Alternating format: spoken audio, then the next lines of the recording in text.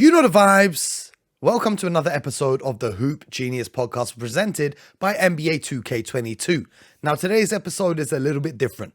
We couldn't record it live for you like usual because we're on the way to the NBA Finals in San Francisco, California. That's right, we're going to go watch the Warriors take on the Celtics. You're going to see us live and direct on Sky Sports for every game of the NBA Finals, but also you're going to hear us live and direct on the podcast every day in person. That's right, the vibes are ascending to a whole nother level. So in the meantime, I couldn't leave you guys hanging without an episode for today. So here is my conversation from last week with the one and only truth, Paul Pierce. Now, I know he predicts the Celtics win in 6 against the Heat, and it went to 7, but it doesn't matter because they got the job done. So now all that leaves to be said, the Celtics in 7 against the Warriors. But let's see how it goes. This is my conversation with Paul Pierce, the truth. I hope you guys enjoy it. And I'll see you guys tomorrow for another episode of the Hoop Genius podcast presented by NBA 2K22. So make sure you subscribe. Leave us a review on the Apple Podcast Store. Leave us a 5-star rating on Spotify. Drop some likes and comments if you're watching on YouTube. I appreciate all of you guys. And most importantly, until I hear from you again, get buckets. Yes, sir. Yes, sir. Before this interview, I was trying to decide which one of my 20 Paul Pierce jerseys I was going to wear. But it's kind of cold in England right now, so I got the hoodie on. But Mr. Paul Pierce, how you doing? Thank you for taking the time today. Oh, man, thank you. Thanks for having me today. Hey, they got you living good out in Abu Dhabi time over there so far. Man, so I just got here. I'm enjoying this time on the beach. I had a chance to wake up early, watch the Celtic game, then did a little walk on the beach and enjoying this beautiful weather so far. You're talking about the Celtics game. They're now one win away from the NBA Finals as we're talking about recording this.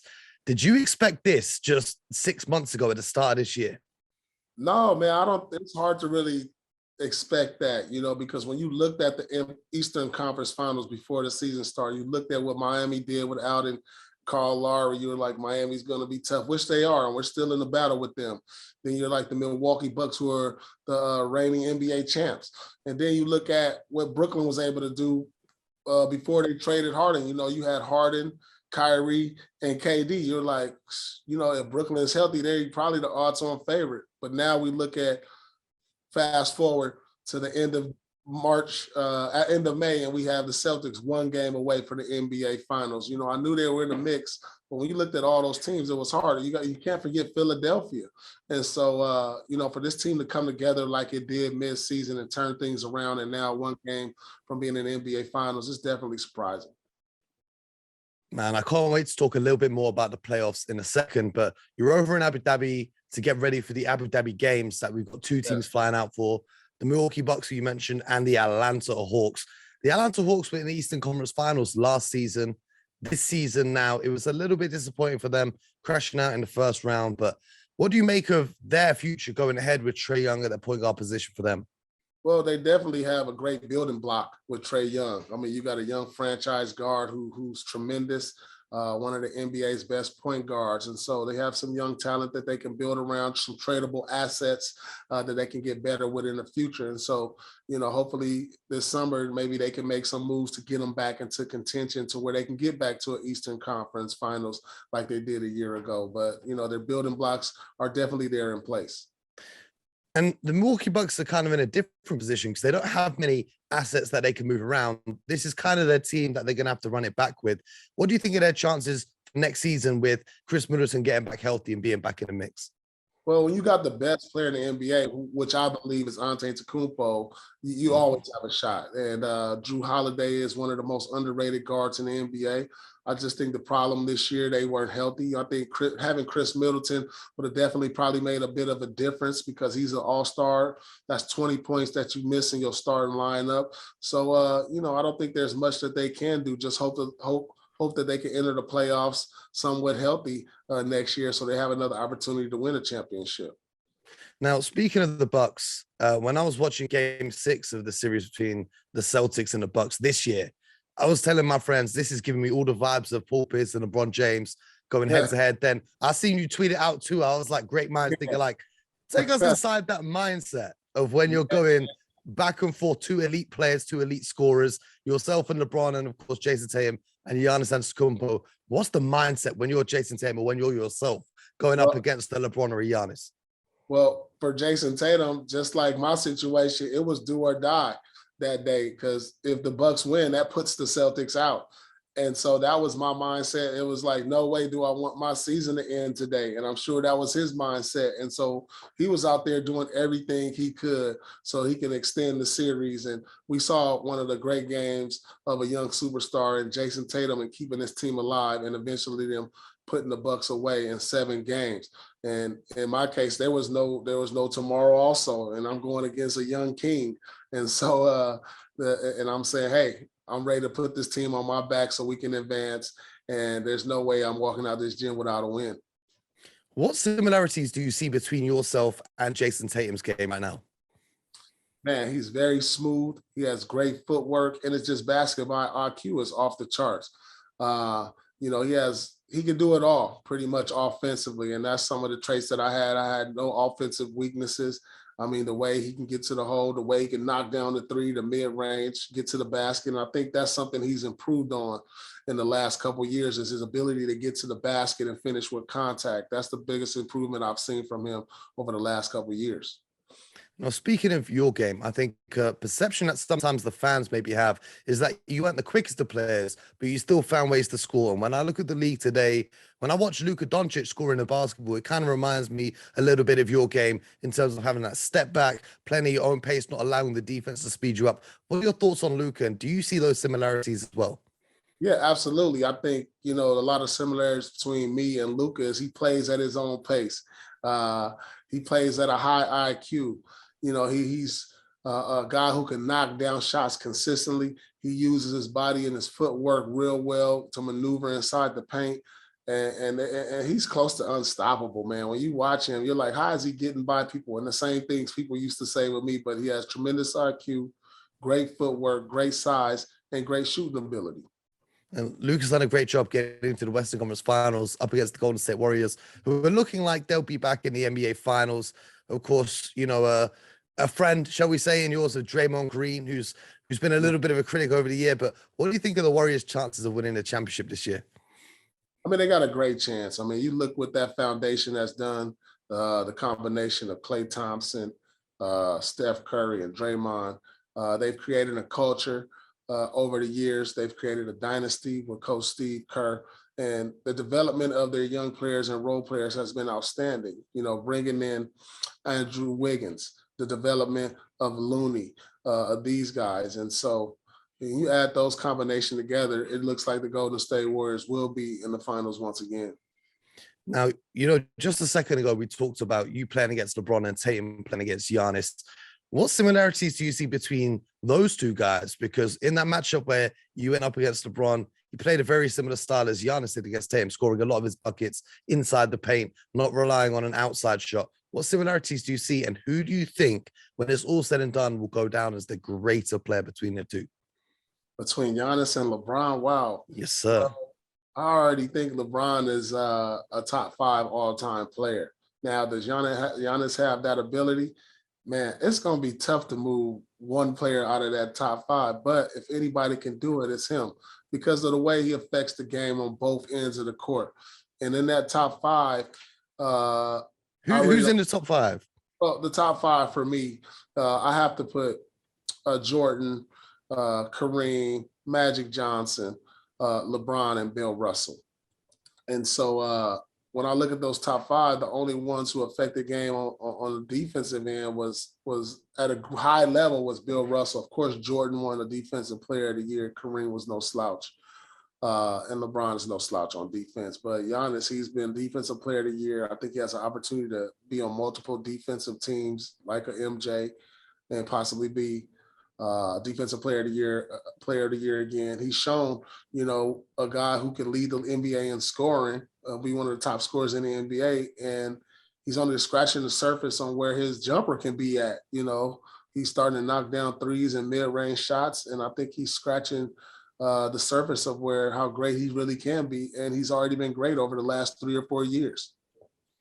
Now, first of all, I have a podcast with BJ Armstrong. He said to tell you what up, though. What's good? And we had an old teammate of yours, Brian Scalabrine, on the show, and he was telling us some stories from your championship run in 2008. Do you have a story that you could share with us from the 2008 team that won that championship that made them so great? Oh man. I mean, I think the thing that made us so great is how we used to always hang out together, man. I remember uh we were traveling to Toronto one time and we all used to go out to dinner. And the one thing is, we had all these guys, the me, Kevin and Ray, we had max contracts, then you had the guys with me. But I remember us putting the credit cards. We used to do this thing where we have a team dinner, we put the credit cards in the bag, shake it up. Whoever credit card we take out has to pay for the dinner. And I remember the dinner one night was probably about like 5 G's or something because we had all the players, we drank wine. And then we picked out one of the rookies' cards. And I don't even think he had 5 G's in his account at the time. And he couldn't believe it. and so he put it on his Amex, but I don't even know if he had 5 G's in the account at the time. Talking about, you, Kevin and Ray, we saw the reunion between you guys at Kevin's jersey retirement earlier this season. How much did that mean to you for everything that's happened in the past to be swept under the bridge and to have that reunited at Kevin's jersey retirement? Well, that was a special moment, man, especially at Kevin's retirement. We was able to do something very special in Boston for a lot of years. And, it was only time, always heals wounds. And we all know that. And, we didn't like the way Ray exited, but, we did something special together, and brothers are always going to be brothers at the end of the day. And so I'm happy we were able to come together and mend the fences and move on from what happened in the past. Now, that 08 Celtics team is one of my favorite teams of all time. And I still tell everyone that you guys never lost a playoff series when fully healthy. So I want to know, if you guys had clean health the whole way through the run, how many championships do you end up with? I think 3. I think we would have ended up with 3 championships because if you notice, like we won the chip in 08, and then the next year we had one of the great starts, and then Kevin goes down. And I think we would have won 70 games that next year. And then on 10, we lost Perk, who was a big key for us in defending Pau Gasol, who absolutely crushed us in Game 7. And so I say we would have won 3 championships if we were fully healthy because, that plays an important part. I mean, even if you look at Golden State, they would have had another championship if Klay doesn't get hurt and KD doesn't get hurt. So health plays an important part when you're trying to win a championship in the NBA. And of course, that team was led by Doc Rivers, who comes under an amount of criticism right now in the NBA for what happened with the Clippers and now over with the Sixers. What is one thing that stands out from your time with Doc coaching that Celtics team that just shows an insight into his coaching excellence? Well, Doc's is very inspirational, man. He knows how to uplift the team. He knows the pulse of the team at all times. And, he's very inspirational. Sometimes it ain't always about the X's and O's. It's about understanding your players, understanding their mentality, understanding, how you can push them, push different buttons from each of your players. And I think that's his strong point. Everybody is not going to get coached the same. You're going to yell at certain players. You're going to talk to certain players different ways. And he understands that. And, I think the old school coaches, that's been in the NBA, they coach one way. Well, Doc, he makes the adjustment according to his players. And that's what makes him a great coach. The one thing I love was the story about when you guys were playing on the road against the Lakers. And Doc Rivers made everyone on the team pull some cash out, put it in the ceiling, said we're going to come back, get it. That's a legendary story. And then we saw Ty Lue copy exactly that when he was on the Cavs, coaching LeBron and the Cavs when they were playing against the Golden State Warriors. I just thought that was really interesting to me. But, you're a player who throughout his career known as the truth, never afraid of the big moment. What would be your advice to Jason Tatum, Jaylen Brown, and the rest of the Celtics as they try to push forward in their playoff run? Take advantage of the moment. They're young, but hey, you got to take advantage of the moment. This is an opportunity where you have to go home, enjoy this win, and be like, look, we're 1 game away from the NBA Finals. Let's take advantage of this. Is our time now, because there could be no tomorrow. Like we were only able to win 1 championship. We took advantage of the moment, and that's what I would tell them. This is it. Seize it. The time is now. You don't have to wait on anybody else. That your time is now. So, play with a sense of urgency, inspire your teammates, and go out and try to win it this year. Now, from all of the many clutch moments you had throughout your career, My personal favorite is the game win over Al Harrington when you're talking a little talk as the clock winds down. I'm not going to ask you to tell us what you said to him in those moments. I don't think you'll be able to repeat that right here on this call. We'll have to talk about that another day. But what was your favorite clutch moment of your career that you had? I think my favorite clutch moment of all time was anytime I had a chance to hit a clutch shot versus the New York Knicks, because I've hit a lot of clutch shots versus the Knicks. I could probably put a 3-minute clip on of me beating the Knicks last minute. And so that always gave me great pleasure. I think that's iconic as well for the celebration of Nate Robinson trying to jump over you and just going absolutely flying. One big factor that played a part in you guys coming together in 2008 was your trip to Europe when you went over to Rome early in that team. How did that help you guys build that bond and the importance? Because we're going to see not only the Bucks and the Hawks going over to Abu Dhabi, we've then got the Pistons and the Bulls coming over to Paris in January. How much of an impact does traveling with your team make for your teammates? Well, it gave us an opportunity to bond, because like when you hold training camp at home, you go to practice, you go home to your family, your wife or girlfriend. But when you're traveling international and it's just you and you guys alone, it gave us a chance to really enjoy each other and bond, enjoy the culture together. And come together, because after practice, we would all go sit and have lunch together. Then we'll all tour the city, walk around. We did it all together.